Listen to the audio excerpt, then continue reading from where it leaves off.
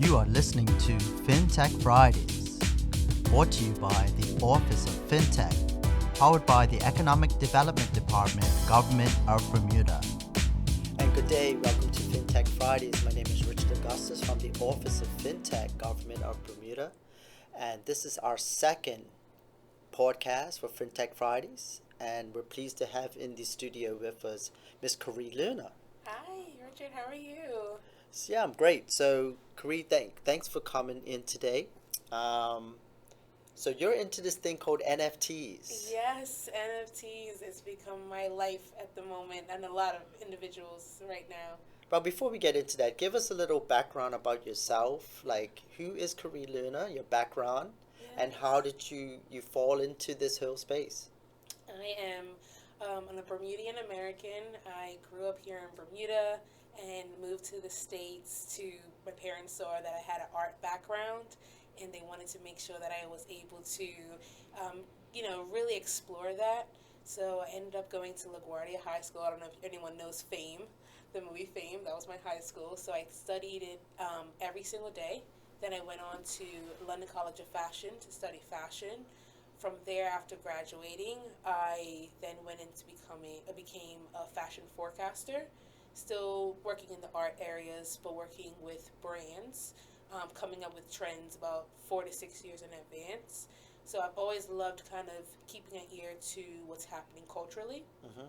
Then after that, I started designing for a company that made accessories for Nickelodeon, Disney, MGA, and then COVID came. And Right, the dreaded COVID. the dreaded COVID. And honestly, COVID was super horrible. I got COVID quite early, and so I understand how impactful it was on health. But I will say it kind of allowed me to kind of go back to creating, not just for companies, but creating work. And that's when I kind of found NFTs. Mm-hmm. So it was a nice, something out of something that was so traumatic, I found myself in Right. this new technology. Right. So yeah, we talked about this in our first episode. Out of crisis, it spawns opportunity. Yep. And so out of that crisis, we had to dig deep, and Yes. things just fall in the lap. It did. It did. It was almost like ordained. Like, I started interviewing. I had lived all over the world, and at this time the entire world was shut down. And I started interviewing a bunch of artists around the world, and they started mentioning NFTs. Actually, a friend of mine's husband, he's an amazing artist, and he saw my stuff. He's not very, very easily impressed, and he loved my pieces, and he was like, "You need to make an NFT." And I was like, "What, the NFT?" And he was like, "NFTs," and he was describing what they were. And I had heard about, blockchain and all of that previously, but I never really understood how I could protect my art and actually make money off of my art in this way. Right. So it started up something that I just started to fall in love with, and I've been doing it ever since. So NFT, Yeah. that is short for Non-fungible tokens. that's a mouthful. It is. It is. Yeah. So before we get into your company, can you describe what a non-fungible token is for our Yes. listening audience? Yes, I can. I can try my best. So to make it like almost plain and simple, it is something that, for instance, oh man, if I talk about this all the time, but to kind of put it in layman's terms, a non-fungible token, or the benefits of a non-fungible token, is that I always tell people, have you heard of Carfax before? Carfax. Carfax. Where you can get data on a used car. Yeah, Yeah. so it has the data from the very beginning of the car. So Mhm. when it was created, who was the first person to purchase it, how much was it purchased for, what happened during that time of ownership, Right. when it was resold. So non-fungible tokens are, I say, almost the exact same thing. It's from when a piece was created, who created it, when it was sold, how much it was sold for, and as it was repurchased, how much it went up or down, and you see the lifespan of a piece. And what's great about NFTs is that every time it is resold, the person that created it gets a percentage. Ah, So I it see. also protects the artist. I know, especially being seeing art from a fashion's point of view, fashion, and seeing a lot of young artists, a lot of their work gets copied, and these big brands steal things, and it's hard to prove. Right. This kind of gives it a background where you can not only know when this artist created it, what was created, and the year, and who purchased it, but how much it was for. And every time that artist then goes, that piece gets sold, that artist gets So, payment. so what you're doing is you're monetizing a certificate of ownership. It is a Exactly. digital certificate of ownership. I was trying to make it. I was trying to make it not as yes. Yeah. you're, So, you put it in a great way. right. So we all know Yeah. about certificates of ownerships, right? That Yes. authenticates a piece. Yes. And can this be a real piece or could it be a digital Yeah. copy? So at first, everyone was just thinking it was digital, right? Hmm. And I had a few artist friends that actually had sculptures, and I was like, "How does this work?" And so they actually have a name for it now called NFT twinning. And that's just recently, within the last month or so, they've been calling it this. So still has to have a digital piece, right? So it's just a digital piece that may look like this table, for instance. We have a table in front of us right now. It's a round table. It's a physical piece. They may have a picture of that, or they may have it in a 3D format. And so when you go to purchase it, you have the digital format of it as well as the physical piece. So yes, it can So also you be could have physical. dual ownership. You could have the Yes. physical ownership of the piece Yeah. and have digital that The digital digital. certificate of authenticity Yeah. to claim ownership, and you can Yes. monetize it. And the great thing, correct me if I'm wrong, Uh-huh. is that the content creator Yeah. or the artist, Yes. every time that physical or the digital certificate moves, Yes. you get commissions. This Yes. could work in the music industry too, It right? works in the music industry, it works in the art industry. Right now, I'm working with 5 different artists. We're working in 5 different areas. So we're working with NFT twinning, which is physical pieces, working with NFT ticketing as well. We're working with was it music as well, and also gaming, and then traditional digital. Wow, so this is all encompassing. Um, Yes. Not just your artists with canvas and No. paintbrush, digital artists, your musicians, Fashion. fashion. Actually, fashion normally is very late to technology game, and this, for some reason, they have taken to NFTs in a crazy way. Um, Everyone from Dior to Louis Vuitton, they've been doing major projects in the NFT space. So it's everything from garments now to even an apartment was sold a few months Mm. ago as an NFT. So looking at that, like how can you actually sell products, physical products such as apartments? So yeah, it's an interesting space. It's even going into health as well. So it's just budding, and I'm really excited to see where it's gonna go. Right, so I understand you have a company, Yes. High Tide, Mhm.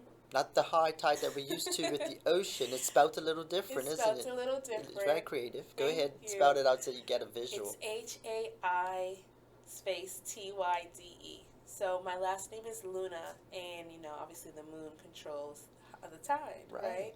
But on top of that, thinking of the tide, thinking of the wave, which in we say like the wave is the trend. I'm seeing this actually taking over. This NFT game is going to take over, and so I wanted to make sure that I am in controlling what is happening, controlling the tide. So controlling that tide, high Gotcha. tide. So what is High Tide doing with NFTs? Do you have any Yeah. events coming up? Let's talk about that for Oh, a minute. cool. So we have an event this year that we're super excited about. Thank you so much to the Fintech unit for literally being of assistance this entire time, this entire way of this journey. It is called What the NFT. As I mentioned earlier, the name came from when I first started to learn about NFTs. I was like, what the NFT? Yeah, And that it sounds just like something I would say, but I couldn't exactly. mention it on this podcast because it get bleeped out. Exactly. That's why I What think the? everybody exactly everybody really like laughs at it and it gets their interest. So I Hmm. love that. What we're doing is going to be at the BSOA on the 27th of October, It is a part of the BDA's Tech Week, which I'm super excited about. That was just they just let me know a few weeks ago, which I'm extremely proud of to be a part of that. And we're doing two events that day. We have one called What the NFT Youth, and we will be giving tickets to students from all high schools and Bermuda College. We have a few tickets, so it's not going to be everyone, but we are also going to be giving access so that every single student will be able to actually listen in, watch the speakers, as well as get a downloadable that teaches them what an NFT is, how to create an NFT, how to create a wallet, how to, even if you want to go more into the collecting NFTs, that's a whole other realm. Mm-hmm. And then in the back of that downloadable has other careers within the NFT space. So you really get immersed and have a real feel for NFTs by the time you leave that. So I I'm on social media a bit, Yeah. and I've seen some young people with some fantastic stories about making millions with NFTs. Do you Right. know of any stories like that? Yes, we actually have one of our speakers that are coming down. He's Bermudian. He actually recently quit his job because he's been making so much money in trading NFTs. He's also into, obviously cryptocurrency as well, but he has an amazing skill for seeing talent and seeing how it can actually, different artists and how they can be traded. As of recently, NFTs haven't been doing as they were before. They were making crazy amounts of money, and it had to pop eventually because it was unrealistic. But that doesn't mean that NFTs aren't worth it. If anything, it shows that NFTs are worth it and they can do great things. It's just, when things get popular very quickly, sometimes Right. they become, Yeah, the bubbles, the right? bubble. Yeah, the big bubbles. So I know there's a lot of speculation in the crypto and NFT market, and a Yes. lot of speculators are what they call pump and dumping this stuff. They pump Yep. the price up, and then it falls. Yeah, and that's the thing too. Like I kind of High Tide actually even came about because it was so many like projects that were out that were copies of others and or just not really creative and were just there to make money, and it was becoming oversaturated. Mhm. What kind of High Tide kind of came about where we wanted to actually feature artists that were amazing at what they did, different, and was able to reach out to the public. So we kind of curate what the project's going to look like, how we're going to market it, how we're going to make sure that the social media understand what projects are coming out. So this is a whole other area of NFTs that wasn't even before. Like we're not actually artists. I am an artist myself, but as working for these artists, I'm actually helping them to get their voice out so they stand out amongst the crazy amounts of individuals that are just putting out work. Right. So I understand that this is going to be high quality real work. 'Cause a lot of the NFTs I've seen Yeah. are 8-bit pixelated No. images. We're talking the real deal here, right? Yes, this is the real deal. This is everything from music, artists from the UK, Bermudian artists, photographers. We actually have an artist right now. He is a CEO here. Actually, no one knew he was an artist, and he'll be putting out an entire show in the new year. So we're working with true artists, big pieces, just everything, like I said, from gaming to photography to music.